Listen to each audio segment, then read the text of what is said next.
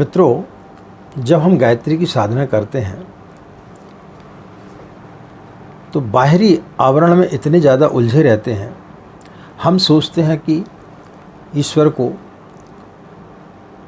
बेहतरीन से बेहतरीन चंदन लगा दें, अच्छे से अच्छे पुष्प चढ़ा दें, महंगे से महंगे वस्त्र उन्हें समर्पित करें,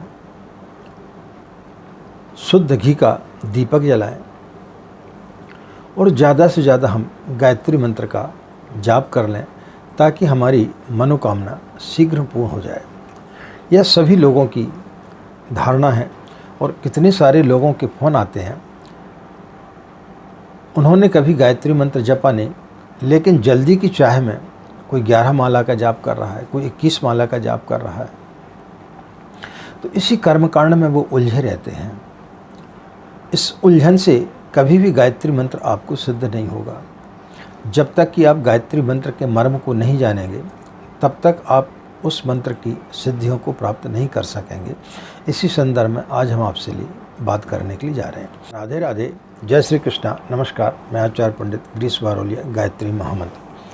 ओम भूर्भुवः स्वः तत्सवितुर्वरेण्यं भर्गो देवस्य धीमहि धियो यो नः प्रचोदयात्।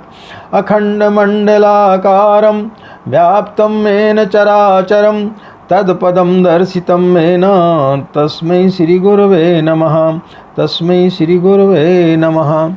मित्रों, बहुत सारे लोगों के अंदर बहुत सारी भ्रांतियां भरी हुई हैं और बहुत सारे लोग चाहते हैं कि हम कितनी जल्दी गायत्री मंत्र को सिद्ध कर लें कि हमारी सभी मनोकामनाएं पूर्ण हो जाएं।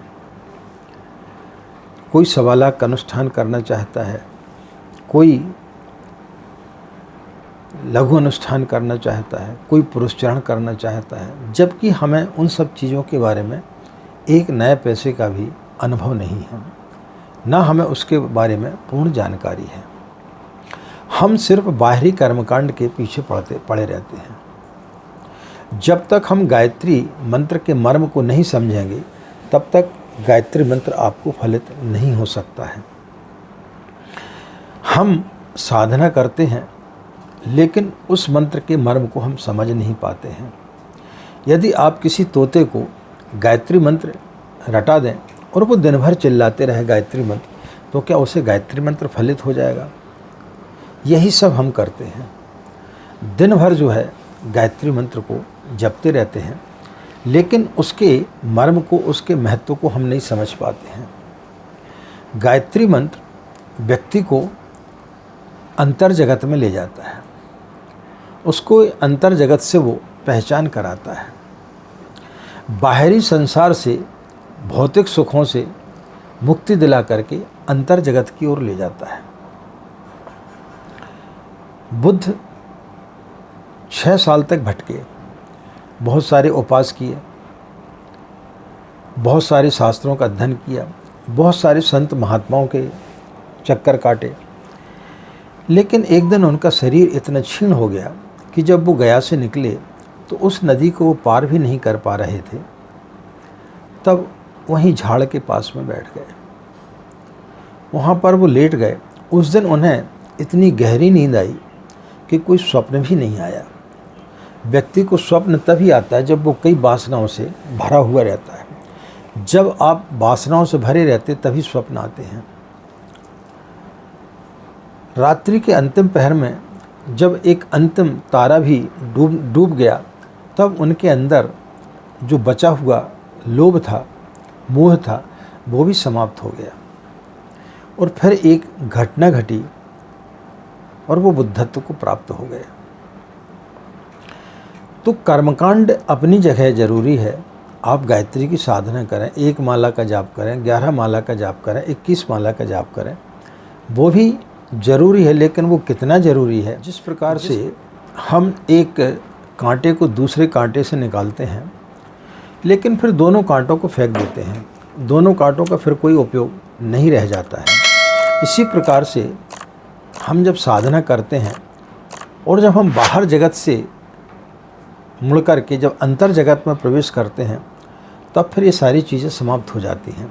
फिर इन सब चीज़ों का कोई महत्व नहीं रह जाता है। और फिर जब व्यक्ति अपने अंतर जगत में जाता है तब उसे हम ध्यान कहते हैं।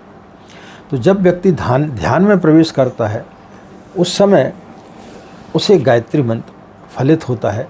बगैर ध्यान में उतरे कभी आपको गायत्री मंत्र फलित नहीं होगा। आप बाहरी आवरण ओढ़ते रहें, आप बाहर कितने भी आप मंदिर में चले जाएं, कितनी भी पूजा पाठ कर लें, कितने भी आप यज्ञ हवन कर लें, लेकिन जब तक आप उसके मर्म को नहीं समझेंगे, जब तक आप अपने अंतर जगत में प्रवेश नहीं करेंगे, जब तक आप ध्यान में उपलब्ध नहीं होंगे, जब तक आप ध्यान में नहीं उतरेंगे, तब तक आप गायत्री मंत्र की जो शक्ति है उसको प्राप्त नहीं कर सकते हैं। तब तक आप जो है माँ गायत्री के साक्षात्कार नहीं कर सकते हैं। तो आप साधना करें, उसमें कहीं कोई बुराई नहीं है, लेकिन उसमें उलझे ना रहें। आप ध्यान में प्रवेश करने की कोशिश करें कि हमें ध्यान में किस प्रकार से प्रवेश करना है। आपके अंदर की जितनी भी वासना है, लोभ, मोह, काम, क्रोध, इन सब चीज़ों को जब तक आप नहीं त्यागेंगे तब तक आप ध्यान को उपलब्ध नहीं हो सकेंगे। तो जिस दिन आप अपनी वासनाओं को त्याग देंगे, जिस दिन आप अपने बाहर जगत में की दौड़ को समाप्त कर देंगे और जिस दिन आप अंतर जगत में प्रवेश करेंगे तो निश्चित रूप से फिर आप गायत्री मंत्र की शक्तियों को प्राप्त कर सकते हैं। तो मित्रों, बहुत छोटे छोटे से सूत्र हैं, इन्हें जिनको हम गलतियां करते रहते हैं, इन सूत्रों को यदि आप अपने जीवन में उतारेंगे तो निश्चित रूप से आपको गायत्री मंत्र फलित होगा। पूज्य गुरुदेव ने बताया है कि जब तक आप अपने अंतर जगत को नहीं झाँकेंगे, जब तक आप स्वयं के साक्षी नहीं बनेंगे, जब तक आप ध्यान में नहीं उतरेंगे, तब तक गायत्री मंत्र फलित नहीं होगा। कितने लोग हैं जिन्होंने 24-24 के लाख के पुरुष चरण किए हुए हैं, लेकिन पूज्य गुरुदेव को वो चीज़ प्राप्त हुई, दूसरे लोग वो उतना प्राप्त नहीं हुआ। क्यों? क्योंकि पूज्य गुरुदेव ने अपने अंतर जगत को देखा, अपने अंदर बैठे हुए परमात्मा को देखा, अपने अंदर बैठी हुई गायत्री का साक्षात्कार किया, तब वो उस मंत्र की महत्ता को जान पाए, तब वो उस मंत्र की शक्तियों को जान पाए और तब उन्होंने उन मंत्र की शक्तियों को प्राप्त किया। और उन मंत्रों की शक्तियों को प्राप्त करके उन्होंने जो है आज विश्व में गायत्री मंत्र को प्रचारित किया। वो आज के युग के विश्वामित्र कहे जाने लगे। विश्वामित्र जिन्होंने एक समय गायत्री मंत्र को जन जन तक पहुंचाया था, वही काम कलयुग में परम पूज्य गुरुदेव आचार्य पंडित श्री राम शर्मा ने अपनी साधना के द्वारा जन जन तक पहुंचाया। यह कौन व्यक्ति कर सकता है? जिसने अपने अंतरतल को जान लिया, जो ध्यान में उतर गया। और जब व्यक्ति ध्यान में उतरता है तो मंत्र उसे फलित होना प्रारंभ कर देता है और उस मंत्र की शक्तियाँ जो है वो उसे मिलना प्रारंभ हो जाती हैं। और जिन्हें वो शक्तियाँ मिल जाती हैं वह व्यक्ति अपने जीवन में ऐसे ऐसे काम कर जाता है जो बड़े आश्चर्यचकित लगते हैं, जैसे कि पूज्य गुरुदेव ने इतने बड़े बड़े कार्य किए। तो मित्रों, अपने मन को पहचानें, अपने अंदर प्रवेश करें और गायत्री मंत्र के मर्म को समझते हुए ध्यान में उतारने का जिस दिन आप प्रयास करना प्रारंभ कर देंगे उस दिन आपको गायत्री मंत्र की शक्तियाँ प्राप्त होना प्रारंभ हो जाएगी। आशा मित्रों, यह सूत्र, यह जानकारी आपके लिए काफ़ी लाभप्रद होगी। यदि आप अपने साधना काल में इस प्रकार से साधना करेंगे तो निश्चित रूप से आपको गायत्री मंत्र फलित होगा।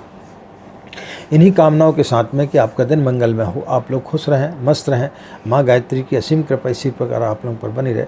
आज की बात समाप्त। हमें आज्ञा दें। नमस्कार। ओम शांति।